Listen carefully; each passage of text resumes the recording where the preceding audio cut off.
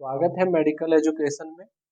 आज के क्लास में हम लोग एक समझिए कि प्रैक्टिकल और वाइवा के पॉइंट ऑफ व्यू से बहुत ही इम्पोर्टेंट टेस्ट पढ़ने जा रहे हैं और उसका नाम है डीएलसी, है ना, डिफरेंशियल ल्यूकोसाइट काउंट।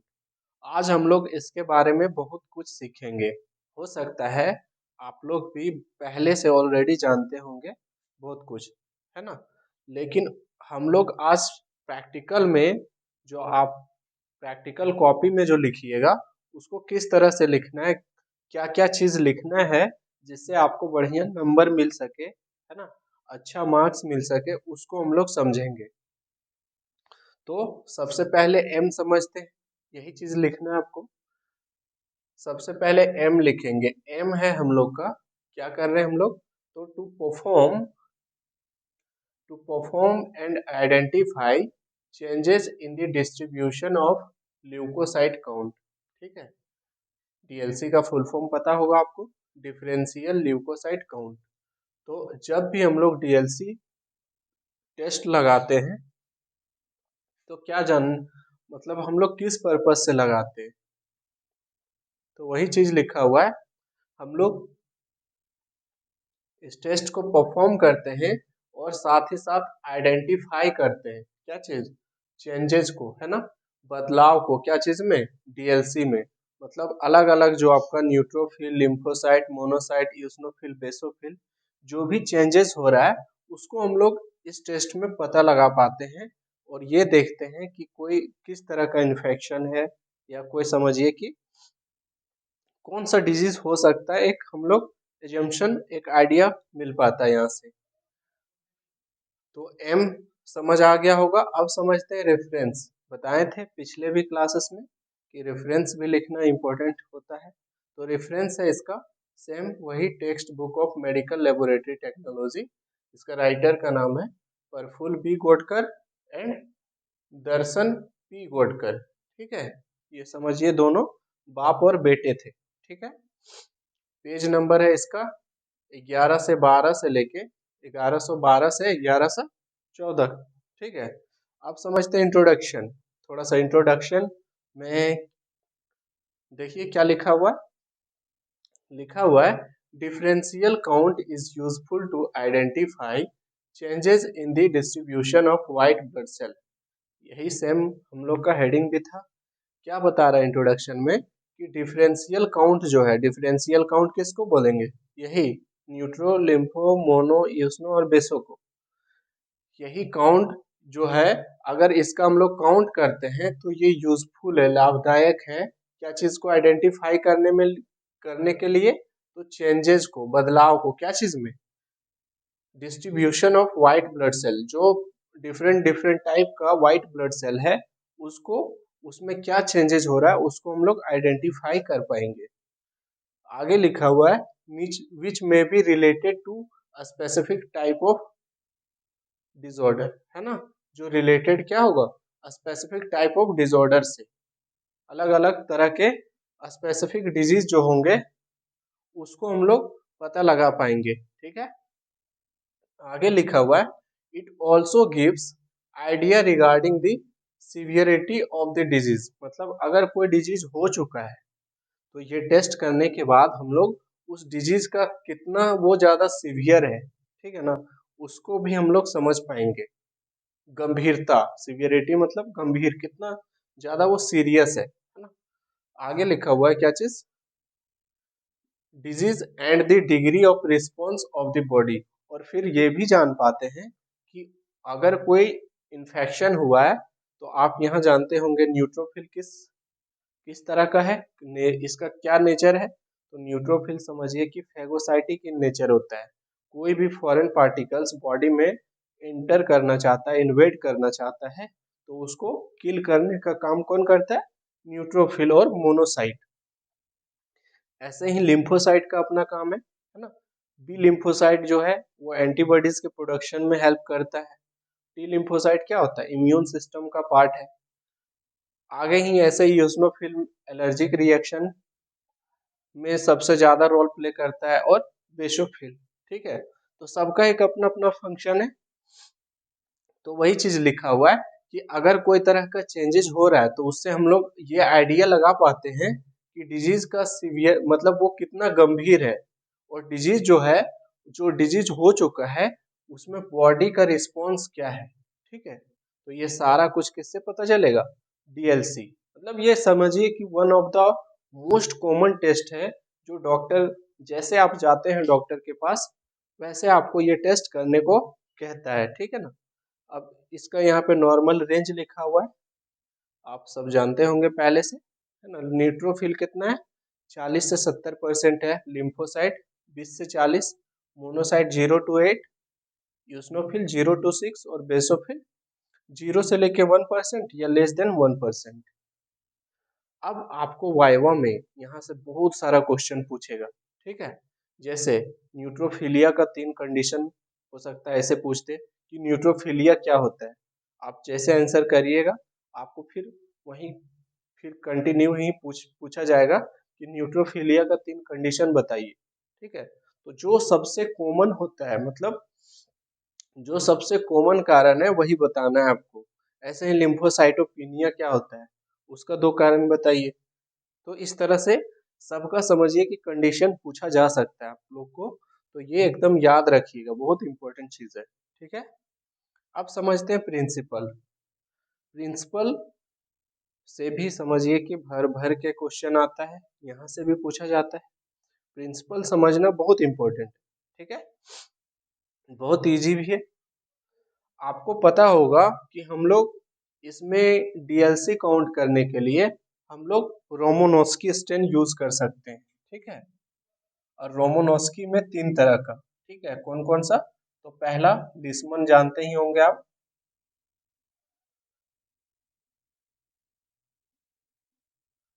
दूसरा राइट स्टेन, तीसरा जिम्सा स्टेन। ये तीनों स्टेन सबसे ज्यादा यूज होता है मोर कॉमनली। ठीक है, और ये किस तरह का स्टेन है, ये रोमोनोस्की स्टेन है। रोमो रोमोनोस्की स्टेन है। ठीक है, अब फिर से वही बात कि रोमोनोस्की स्टेन क्या होता है, तो वो स्टेन जिसके कंपोजिशन में, ठीक है, क्या लिखेंगे, यहाँ पे इसको थोड़ा सा डिफाइन कर देते हैं। दो स्टेन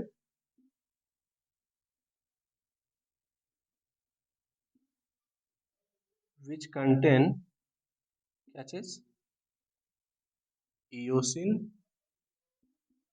एंड मिथाइलिन ब्लू।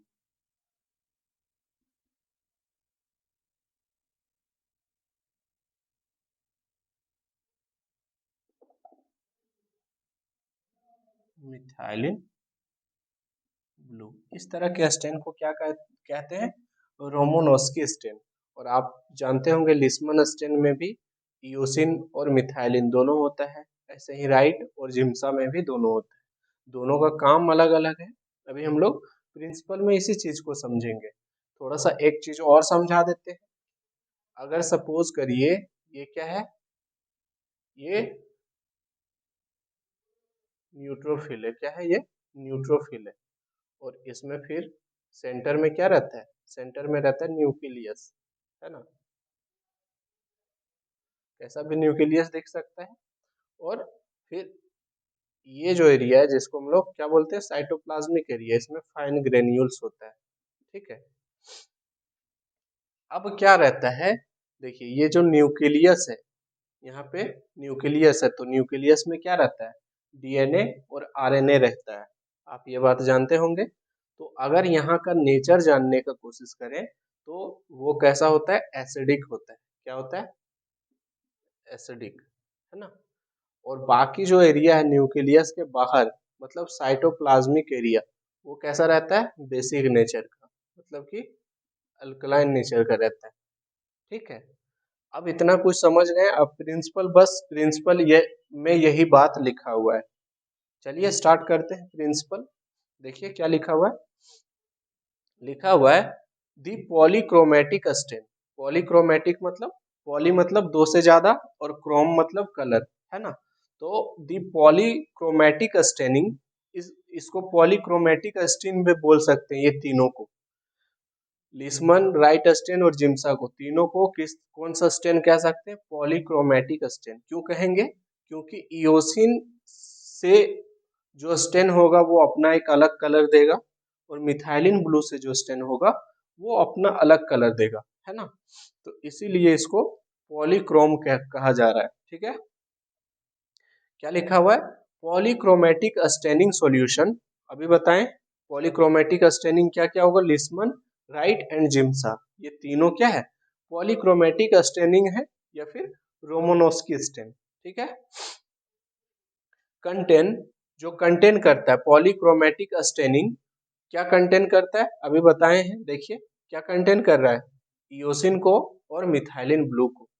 ठीक है, वही बात लिखा हुआ है, polychromatic chromatic staining solution contain करता है क्या चीज? Methylene blue. ठीक है, मिथाइलिन ब्लू, और मिथाइलिन ब्लू का नेचर कैसा रहता है? बेसिक, बेसिक नेचर का रहता है, मतलब वो बेसिक कंपोनेंट। ये जो बेसिक दिख रहा है आपको, सॉरी, ये जो एसिडिक है उसको कलर करेगा। आप जानते होंगे हमेशा उल्टा होता है, ये नेचर का रूल है। जो पहले से एसिड है वो बेसिक के साथ रिएक्शन करेगा, और जो पहले से बेसिक है वो एसिडिक के साथ। ठीक है, तो वही चीज लिखा हुआ है। मिथाइलिन ब्लू कैसा, किस तरह का स्टेन है? बेसिक डाई है। डाई मतलब होता है कलर। ठीक है, बेसिक डाई है। और इयोसिन कैसा है? इयोसिन एसिडिक डाई है, मतलब एसिड है ये।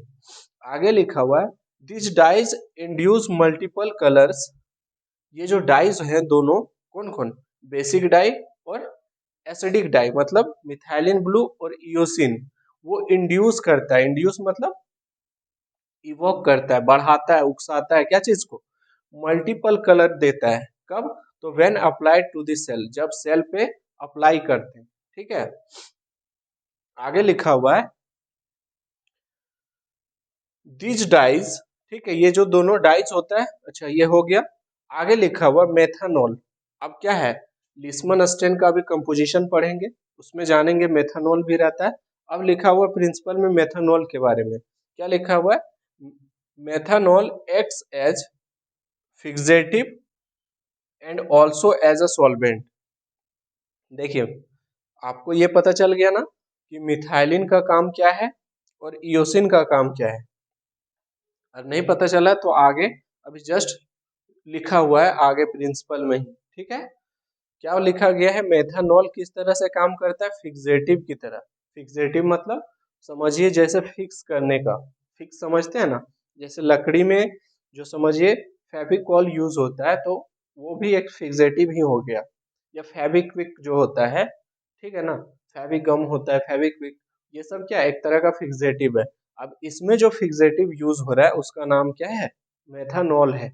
ये समझिए ब्लड, ब्लड स्मीयर जो बनता है, ठीक है, ऐसे बनता है ना, ये सपोज करिए ग्लास स्लाइड है। ठीक है, अब यहाँ पे एक ड्रॉप ब्लड लेते हैं और इसको टंग शेप में बना देते हैं। ठीक है ना, तो ये जो ब्लड स्मीयर फिक्स, मतलब ये ग्लास स्लाइड से धुले ना, जब वॉश करते हैं, स्टेनिंग करने के बाद जानते होंगे वॉश किया जाता है, तो ये वॉश, ब्लड स्मीयर वॉश इसलिए नहीं होता है बिकॉज मेथानॉल कैसा काम करता है? फिक्सेटिव की तरह, इसको फिक्स कर देता है ग्लास स्लाइड से। ठीक है, और साथ ही साथ सॉल्वेंट की तरह, मतलब इसको घोल देता है। किसको? जिसमें इसमें लिस्मन पाउडर जो ऐड करेंगे और जो बफर ऐड करेंगे, ये पूरा मिक्स कर देता है, सॉल्यूट कर देता है किसके साथ? ब्लड के साथ। जिससे क्या होता है? समझिए जो ब्लड का अलग अलग पार्ट है, जैसे ये WBC है, तो ये न्यूक्लियस को अलग कलर देगा, है ना, साइटोप्लाज्मिक एरिया को अलग कलर देगा। ठीक है, अब समझ आ गया होगा यहाँ तक। आगे है लिखा हुआ, the fixative doesn't allow any further changes. और फिक्सेटिव जो है वो आगे कोई भी तरह का चेंजेस को नहीं होने देता है। क्यों? क्योंकि ये फिक्स कर दिया है। ठीक है, अब कोई चीज नहीं बदलेगा। कोई चीज बदलने का क्या मतलब है? कि समझिए ब्लड स्मीयर जो है वो डैमेज अल्टर नहीं होगा। ठीक है ना, वॉश करने के टाइम कोई उसमें चेंजेस नहीं आएगा। आगे लिखा हुआ है, and makes them adhere to the glass slide. वही बात जो हम बताए थे पहले ही। और फिर उसको बनाता है किसको? PBS जो है पेरिफेरल ब्लड स्मीयर, उसको अधेयर कर देता है किसके साथ? ग्लास स्लाइड के साथ। ठीक है, अब आगे जो लिखा हुआ है वो भी बहुत इंपॉर्टेंट है। देखिए, वीडियो लंबा हो सकता है लेकिन आपको समझना जरूरी है क्योंकि सारा बहुत इंपॉर्टेंट चीज है। ये आपका समझिए तीनों टेस्ट में जो आप पढ़ रहे हैं अभी तक क्या क्या पढ़ चुके हैं। अभी बेनेडिक्ट्स क्वालिटेटिव रिएजेंट पढ़ चुके हैं आप। ठीक है, बेनेडिक्ट्स क्वालिटेटिव टेस्ट, उसके बाद heat and acetic acid test, ये दोनों पढ़ लिए हैं। आज तीसरा हम लोग शुरू किए हैं डीएलसी काउंट। ये तीनों में सबसे ज्यादा इंपॉर्टेंट है। ठीक है, ये आपका प्रैक्टिकल और वाइवा दोनों में पूछा जाएगा। ठीक है, तो इस लिहाज से ये बहुत ज्यादा इंपॉर्टेंट, तो आपको एक एक चीज समझना होगा। आगे लिखा हुआ है जो बेसिक कंपोनेंट है क्या चीज का, डब्ल्यूबीसी का, उसको क्या कहते हैं, साइटोप्लाज्म। अभी बताए हैं, देखिए यहाँ पे ये साइटोप्लाज्मिक एरिया है। ठीक है ना, और ये साइटोप्लाज्मिक एरिया के किस नेचर का है, बेसिक नेचर का, अल्कलाइन नेचर का है। और जो न्यूक्लियस है वो कैसा है, एसिडिक नेचर का है। सेम वही चीज लिखा हुआ, देखिए the basic component of WBC that is क्या, cytoplasm is stain by acidic dye, किससे, इओसिन से। ठीक है ना, while the acidic component that is nucleus, acidic component क्या है डब्ल्यूबीसी का, तो न्यूक्लियस विथ न्यूक्लिक एसिड, ये पूरा न्यूक्लियस और इसमें जो डीएनए आरएनए है वो सारा किस नेचर का है, तो वो है, वो किस नेचर का, एसिडिक नेचर का है ना, एसिडिक कंपोनेंट है। और ये किससे स्टेन लेगा, तो ये लेगा समझिए मिथाइलिन ब्लू से। ठीक है, जस्ट उल्टा हो रहा है, जो पहले से जो बेसिक है वो एसिडिक से, जैसे ये साइटोप्लाज्म है ना, basic component of WBC cytoplasm, तो ये स्टेन हो रहा है किससे, इओसिन से।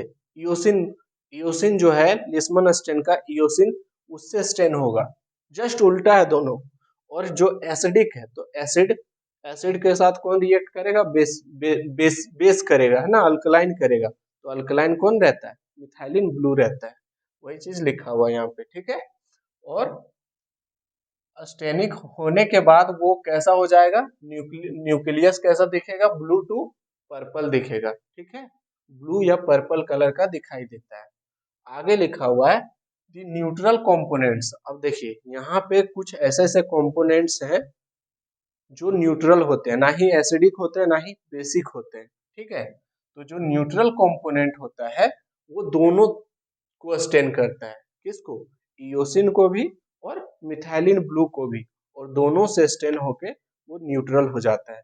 मतलब जो पहले से एसिडिक है वो बेसिक के साथ रिएक्ट करेगा, मतलब मिथाइलिन ब्लू के साथ। और जो पहले से समझिए जो डब्ल्यूबीसी का जो पार्ट पहले से बेसिक है वो एसिडिक के साथ रिएक्ट करेगा, मतलब इओसिन के साथ। ठीक है ना, अगर ये सब चीज जानते होंगे तो आपको कुछ लंबा नहीं लग रहा होगा, और अगर नहीं पता है तो आपको थोड़ा सा समझिए कि लग रहा होगा कि कितना लंबा है, लेकिन कुछ है नहीं। ठीक ना, आप समझते हैं रिक्वायरमेंट्स कि आपको टेस्ट परफॉर्म करने के लिए क्या क्या, किन किन चीजों की जरूरत होगी। ठीक है, तो रिक्वायरमेंट्स में देखिए सबसे पहले माइक्रोस्कोप चाहिए, फिर क्या चाहिए, ग्लास स्लाइड और ग्लास स्प्रेडर, जिससे आप ब्लड स्मीयर को प्रिपेयर करिएगा, है ना। जैसे ये क्या है, ये है मानिए ग्लास स्लाइड, और दूसरा जिससे हम लोग स्मीयर प्रिपेयर करते हैं, यहाँ पे एक ड्रॉप ब्लड लेते हैं और फिर इसको आगे की ओर फॉरवर्ड कर देते हैं, है ना, ऐसे, उसको बोलते हैं ग्लास स्प्रेडर। ठीक है, तो ये चीज चाहिए। सीडार वुड ऑयल चाहिए जिसको इमर्सन ऑयल भी कहते हैं। अब रिएजेंट में क्या क्या चीज चाहिए, ये हो गया सबसे, समझिए इस क्लास का सबसे इंपॉर्टेंट पार्ट। ठीक है ना, लिस्मन स्टेन, इसको कैसे प्रिपेयर करेंगे। ठीक है, बहुत क्वेश्चन पूछा जाएगा आपसे, हमेशा क्वेश्चन पूछता है यहाँ से। लिस्मन स्टेन, तो लिस्मन स्टेन समझते हैं थोड़ा सा कि इसका नाम, नाम इसका किसके ऊपर है, तो समझिए कोई साइंटिस्ट ही होंगे, है ना, जिसके ऊपर ये नाम है। मतलब लिस्मन स्टेन कब रखा गया इसका नाम, तो आफ्टर सर विलियम बुग लिस्मन। ठीक है, जो सर विलियम बुग लिस्मन थे, ये एक समझिए साइंटिस्ट का नाम है जो स्कॉटलैंड के थे। ठीक है, उनके नाम पे लिस्मन स्टेन का नाम लिस्मन पड़ा। समझ आया। आपको इतना याद नहीं रहेगा तो विलियम लिसमन भी बोल सकते हैं। ठीक है, विलियम लिसमन जो कहाँ से थे, स्कॉटलैंड से, उनके ऊपर लिसमन स्टैंड का नाम रखा गया। ठीक है, अब समझते हैं कि इसको प्रिपेयर्ड कैसे करते हैं, सबसे इंपॉर्टेंट चीज। ठीक है, अब देखिए क्या है, तो डिजोल्व 0.12 ग्राम, है ना, मतलब 0.12 ग्राम आपको लेना है, क्या चीज, लिसमन पाउडर को। आप हर बुक में या हर आप गूगल भी करिएगा तो आपको यहाँ बहुत कुछ चेंज मिलेगा देखने को। कई बार आपको कुछ समझिए 0.13 भी लिखा हुआ आएगा, कई बार 0.15 भी आता है, और कई बार 0.2 भी आता है। ठीक है ना, तो जितना चीज लिखा हुआ मिलेगा उनमें सबसे ज्यादा एक्यूरेट या करेक्ट ये चीज है। ठीक है, आप यही याद रखिएगा। डिसॉल्व करेंगे कितना, 0.12 ग्राम ऑफ लिसमन पाउडर को, किसमें, तो 100 ml ऑफ एब्सोल्यूट मेथनॉल में। ठीक है ना, जो मेथनॉल होता है, जैसे यहाँ पे आप पढ़े हैं ना, देखिए प्रिंसिपल में ही मेथनॉल एक्ट करता है किसके तरह, फिक्सेटिव और सॉल्वेंट की तरह। ठीक है ना, तो सेम यही चीज है यहाँ पे। हम लोग लिसमन पाउडर ले चुके हैं कितना, 0.12 ग्राम। ठीक है ना, अब 100 ml क्या लेना है आपको, एब्सोल्यूट मेथनॉल। एब्सोल्यूट माने ओरिजिनल जिसको बोलते हैं नेट, है ना, एग्जैक्ट जो प्योर रहता है 100%, वो मेथनॉल कितना लेना है, 100 ml। ये दोनों को क्या करेंगे, अच्छे से जेंटली मिक्स करेंगे, और फिर इस सॉल्यूशन को क्या करते हैं, 50 डिग्री सेल्सियस पे, 50 डिग्री सेल्सियस पे 15 मिनट के लिए, मतलब ओकेजनली सेक करते हैं। ओकेजनली मतलब एकदम जेंटली, ऐसे ऐसे थोड़ा सा आपको सेक करते रहना है। ठीक है, आगे है, अगर ये काम हो जाएगा, सबसे पहले आप क्या लिए, लिसमन पाउडर को, उसके बाद मेथनॉल को, 100 ml मेथनॉल और 0.12 ग्राम लिसमन स्टेन, ये दोनों को क्या किए, उसको अच्छे से मिक्स करने के बाद वार्म करते हैं उस मिक्सचर को 50 डिग्री सेल्सियस पे 15 मिनट के लिए, और फिर ऐसा हो जाने के बाद उसको ओकेजनली थोड़ा सा सेक करते हैं। फिर क्या किया जाता है, अलोइंग इट टू कूल, फिर उसको कूल होने देते हैं, ठंडा होने देते हैं, और फिर फिल्टर में उस सॉल्यूशन को फिल्टर कर लेते हैं। ठीक, यहाँ तक क्लियर है। आगे है, stain is ready to use. अब स्टेन वो क्या है, रेडी हो चुका है यूज करने के लिए, लेकिन सबसे बेस्ट माना जाता है कि अगर उसको कुछ देर के लिए, कुछ देर मतलब रिकमेंड करता है ज्यादातर बुक कि 3 से 5 दिन तक, 3 से 5 दिन तक उसको छोड़ देने के बाद अगर यूज किया जाए तो वो अच्छे से एक दूसरे के साथ क्या होता है, मतलब जो लिसमन पाउडर है और जो मेथानॉल है वो अच्छे से एक दूसरे के साथ क्या होता है, मिक्स हो जाता है, सोल्यूट हो जाता है। ठीक ना, डाइल्यूट हो जाता है, सॉरी सोल्यूट कह रहे हैं, डाइल्यूट हो जाता है अच्छे से, और फिर उसका रिजल्ट बेटर आता है। लेकिन आप तुरंत भी यूज करना चाहें तब भी कर सकते हैं। ठीक है, तो रेडी टू यूज, लेकिन वही चीज लिखा वो, बट इम्प्रूव ऑन स्टैंडिंग, लेकिन इम्प्रूव उसका और रिजल्ट बेहतर आएगा, इम्प्रूव आएगा अगर उसको स्टैंड करके 3 से 5 दिन के लिए रखा जाए। ठीक, अब ये था क्या चीज, requirements, microscope, glass slide, glass spreader, cedarwood oil, reagent में ले लिए लिस्मन स्टेन। ठीक है, ए में था रिएजेंट में, ए में क्या लिए, लिस्मन स्टेन, बी में बफर ले रहे हैं, देखिए ये भी रिएजेंट है। अब इसको भी प्रिपेयर किया जाता है। ठीक है ना, बफर का जो पीएच है, यहाँ पे पीएच लिखना भूल गए। ठीक है ना, वो पीएच कितना होना चाहिए, तो पीएच होना चाहिए 7.0। ठीक है ना, मतलब न्यूट्रल रहना चाहिए। ठीक, आगे लिखा हुआ है, it is prepared as follows. अब बफर को कैसे प्रिपेयर करेंगे वो चीज लिखा हुआ है नीचे। ठीक है, तो आपको 3 चीज चाहिए होता है बफर को प्रिपेयर करने के लिए। सबसे पहला चीज, sodium dihydrogen phosphate. Sodium dihydrogen phosphate जिसका केमिकल फॉर्मूला क्या होता है, Na2PO4। इसको कितना लेना है, 3.76 ग्राम। और दूसरा चीज लेना है आपको, पोटासियम डाइहाइड्रोजन फॉस्फेट। ठीक है, KH2PO4, इसको लेना है 2.10 10 ग्राम, ठीक है। तीसरा चीज आपको लेना है डिस्टिल वाटर 1000 ml। फिर इसको अच्छे से मिक्स करना है। मिक्स करने के बाद इसको रूम टेम्परेचर पे हम लोग क्या करेंगे, स्टोर कर लेंगे। फिर ये रेडी टू यूज है, मतलब ये यूज करने के लिए रेडी है, ठीक। और अगला चीज चाहिए माइक्रो पिपेट, ठीक है ना, स्टॉप वॉच। ये था आपका क्या चीज, रिक्वायरमेंट्स। अब चूंकि ये वीडियो बहुत ज़्यादा लंबा हो जाएगा तो इसको हम लोग पार्ट 2 में आगे पढ़ेंगे, ठीक है। आपको इसको बहुत अच्छे से समझना होगा, बहुत इम्पोर्टेंट है ये आपके लिए। फिर हम लोग पार्ट 2 में इसका प्रोसीजर और कैसे हम लोग क्या रूल्स है इसका, मतलब काउंट करने का, डीएलसी कैसे काउंट करेंगे उसको भी बताएंगे, क्योंकि ये सारा कुछ आपको लिखना पड़ेगा, ठीक है। तो मिलते हैं अगले क्लास में। Thank you.